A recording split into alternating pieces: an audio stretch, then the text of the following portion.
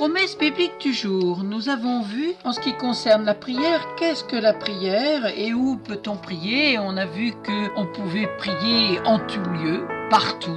Des exemples, on en a vu avec Jonas, dans les entrailles du poisson, dans une caverne, en prison, le brigand sur la croix. Je dirais Jésus priait seul aussi, et il priait avec ses disciples, il priait en tout temps, en tout lieu, il priait sans cesse, comme le recommande la Bible aujourd'hui. Lisez dans 1 Thessaloniciens chapitre 5 verset 17 et en tout lieu dans 1 Timothée chapitre 2 verset 8. Parfois Jésus, il a même associé la prière à la méditation de la lecture des textes de la parole de Dieu et de façon communautaire, en tout lieu, à l'église, en position assise, debout, couché, à genoux.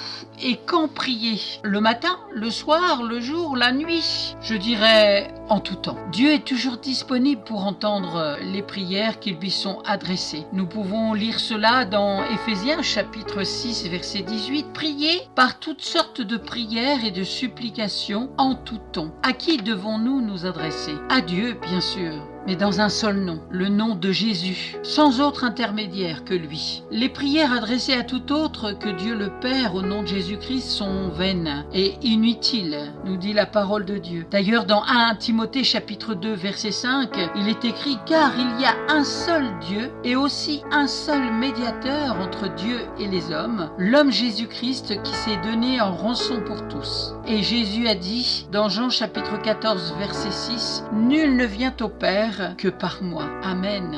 À vous de continuer de méditer la parole de Dieu sur la prière et de demander au Saint-Esprit de Dieu de vous éclairer et de venir vous enseigner en vous donnant des révélations. Je suis persuadée qu'il va vous répondre parce que Dieu n'est pas un homme pour mentir. Il est le Dieu créateur du ciel, de la terre, de la mer, de tout ce qui s'y trouve, et Dieu nous aime tellement qu'il veut nous bénir. Soyez bénis dans le nom de Jésus. C'est ma prière en tout cas pour vous aujourd'hui. Bon courage, poursuivez votre route sur le chemin qui mène à l'éternité, le chemin que Jésus nous a tracé. Et à très bientôt, à un prochain rendez-vous.